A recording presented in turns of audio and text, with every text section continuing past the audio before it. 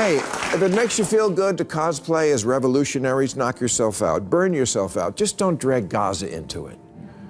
Also, throwing stuff on paintings is just stupid. Bill Maher recently set the stage on fire when he went after the so-called woke mob. With his sharp wit, he painted a picture of activists who constantly bash America, not out of love for change, but to serve their own selfish agendas. He pointed out the irony. These same voices never actually leave the country they claim to hate.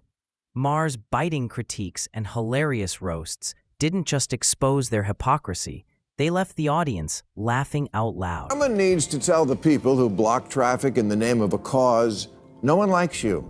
And you're probably hurting your cause. In case you haven't seen what's going on lately, activists for ending the war in Gaza have taken to gathering on roads and bridges and stopping commuters from crossing. It happened last week in New York and San Francisco, Chicago, Seattle. They also blocked traffic here on the 405, but no one noticed. Bill Maher wasted no time setting the tone. He opened by unloading on the woke mob, the kind of activists who somehow convince themselves they have the moral authority to shut down roads simply because others don't share their worldview. Just picture how ridiculous that really is. Ordinary people trying to live their lives, suddenly trapped because a handful of protesters decide the city should revolve around their outrage. Maher highlighted how this broken logic falls apart under the slightest scrutiny. Most of the issues these activists scream about have little, if anything, to do with America in the first place, and even in cases where America might be tangentially involved. He asked the obvious question, why should hardworking parents rushing to pick up their kids, employees racing to make their shifts, or students heading to class be punished for decisions made by politicians in Washington? With his trademark humor, Maher shredded the hypocrisy.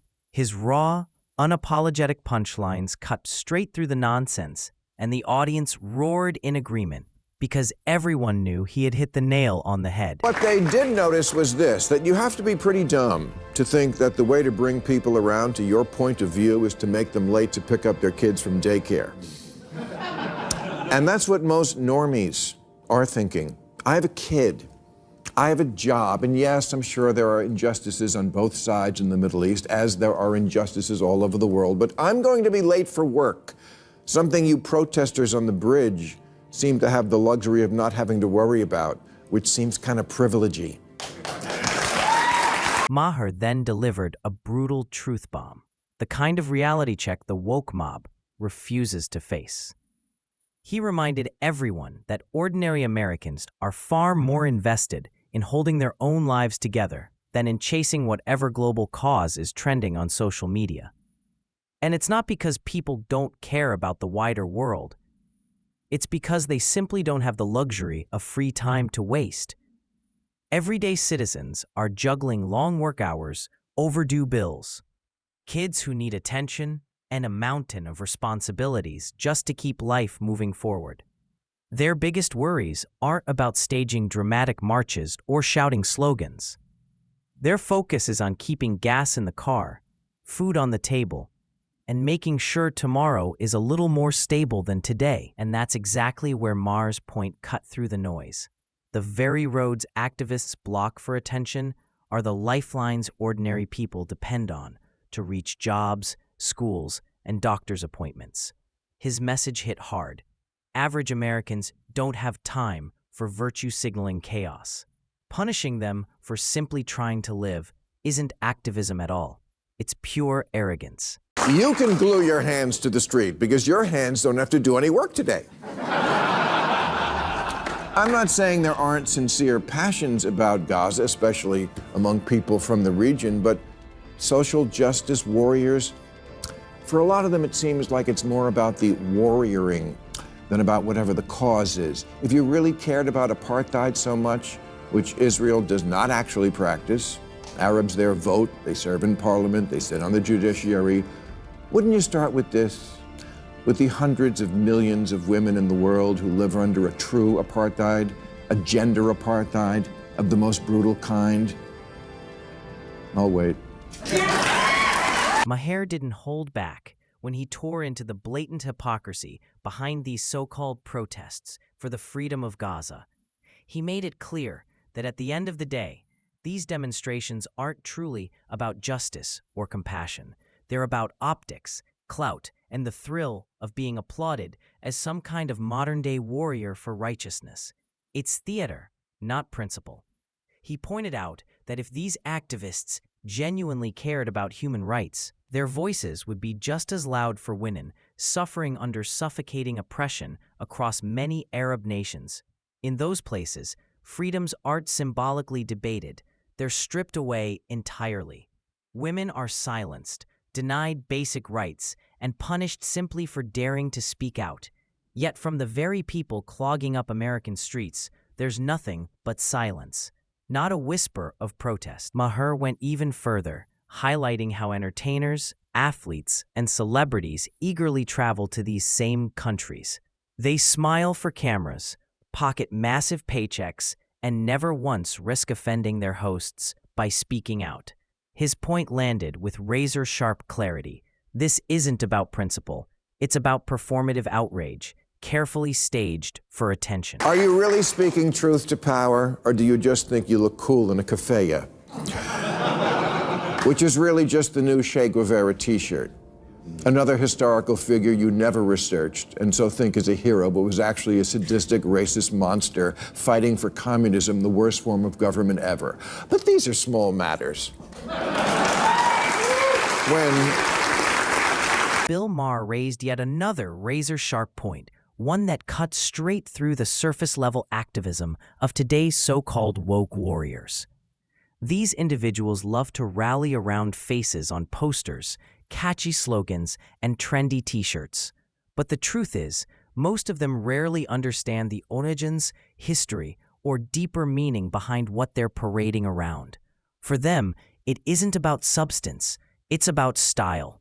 Maher painted the picture clearly. It's about looking fashionable on Instagram, waving a flag they can't explain, or proudly wearing a shirt stamped with a symbol they've never bothered to study. And here's the irony. Many of the very figures and objects they glorify are rooted in dark, complicated, and sometimes violent histories. What they choose to display as badges of virtue were, in reality, once symbols of oppression, corruption, or exploitation. But none of that seems to matter to the woke crowd. What matters is the image, the aesthetic, the dopamine rush of appearing righteous without doing the hard work of understanding. Maher skewered this perfectly, reminding everyone that activism without knowledge is nothing more than cosplay. Ignorance dressed up as virtue isn't justice. It's just another hollow performance. small matters when activism merges with narcissism. Less about the cause and more about me. Look at me. Watch me. And if you like the way I'm fighting injustice, remember to like and subscribe. Maher was absolutely right.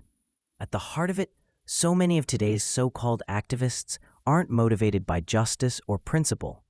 They're motivated by narcissism. What they really crave is attention, validation, and in many cases, a quick profit from their social media platforms. It's baffling to imagine how people can rally behind a figure, a slogan, or a symbol they clearly know nothing about.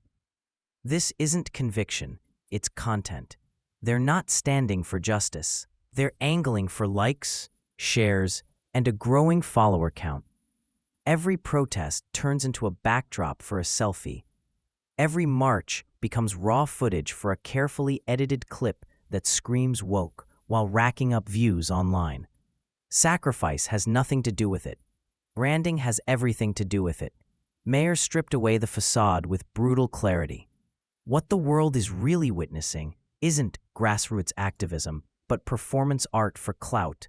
The cause itself is secondary, almost an afterthought.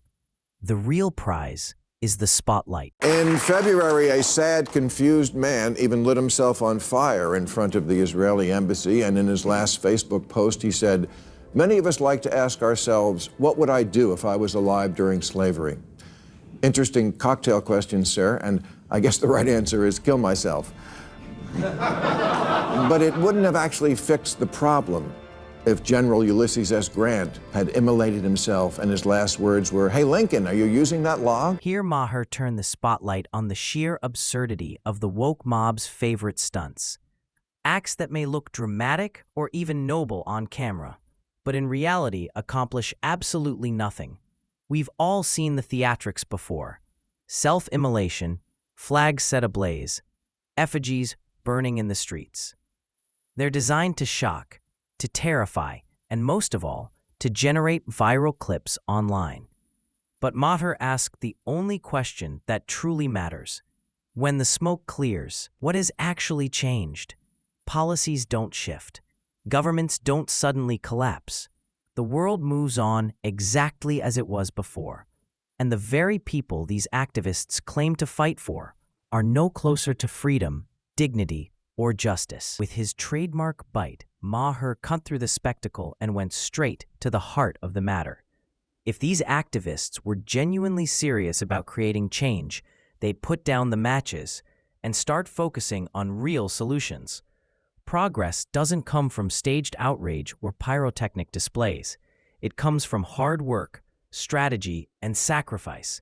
Anything less is just performance for the cameras, noise without meaning, theater without results. I don't want to diminish how sad it is that someone would take their own life for any reason, but maybe from now on, before anyone commits an act of civil disobedience, they should ask themselves a few questions, like, is the most important thing in my life something I hadn't heard of 6 months ago? Do I even know?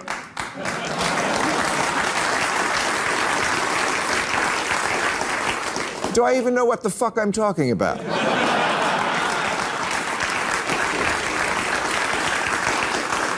Am I really here for the cause, or is the cause here to bring you me? I've lost count of how many protesters I've encountered who seem to know shockingly little about the very causes they claim to be fighting for. One exchange in particular stands out. A protester confidently proclaimed that anyone could simply choose their gender as casually as changing an outfit. But the moment I pressed for a logical explanation, the conversation fell apart. The protester stumbled, offering nothing but recycled talking points and shallow slogans. There was no reasoning, no depth, no real conviction. It was painfully clear that their stance wasn't rooted in genuine understanding, but in the desire to align with whatever narrative happened to be popular in their circle. And that, Maher argued, is the real problem. Too many demonstrations today aren't powered by informed beliefs. They're fueled by peer pressure and the hunger to be seen as virtuous. His critique cut to the core, exposing the hollowness of it all. Because activism without knowledge isn't bravery, it isn't sacrifice, and it certainly isn't justice. In the end, it's theater. And theater without substance always collapses under the weight of its own ignorance. Hey, if it makes you feel good to cosplay as revolutionaries, knock yourself out, burn yourself out. Just don't drag Gaza into it.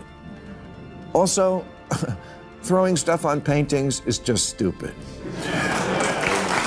It's both fascinating and disturbing to see the lengths these so-called woke social justice warriors will go just to grab attention for causes they barely understand.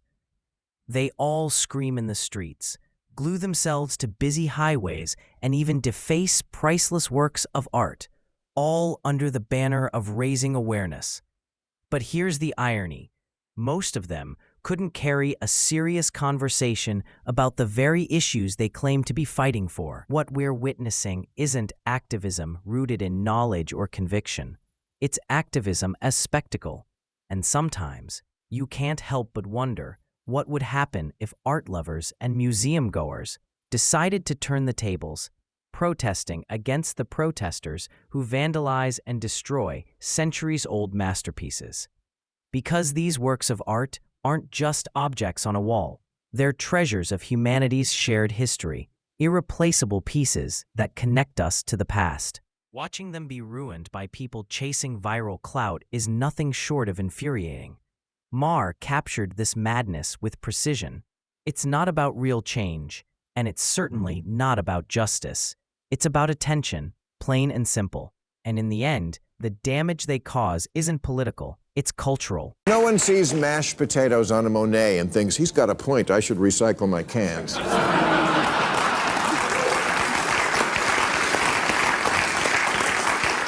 Last week, Google employees staged a sit-in to protest their company doing business with Israel. Their T-shirts said, Googlers against genocide, but they could have just as well said, look at me, see me. And Google did see them to the door. At the end of the day, Maher's takedown of the woke mob wasn't just comedy.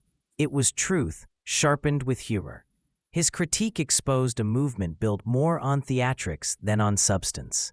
From blocking roads and setting effigies ablaze to rallying behind flags and slogans they'd barely understand, these activists thrive on optics, not real outcomes. They scream about justice, yet fall silent on the deeper, uglier truths, especially when speaking up might cost them their popularity or their profits. Their protests become stages. Their chants morph into hashtags, and their sacrifice is nothing more than fuel for social media clout. All the while, everyday Americans are simply trying to live their lives, raise their families, and get to work on the very roads these self-proclaimed warriors shut down. Maher's point was unshakable. Real change is never born out of narcissism or performance art. It comes from knowledge, responsibility, and genuine effort. Anything less isn't activism. It's arrogance. And the louder the woke mob gets, the more they prove his argument right. And with that, we wrap up today's video. If you enjoyed this breakdown, don't forget to hit the like button and subscribe for more. Thanks for watching, and I'll see you in the next one.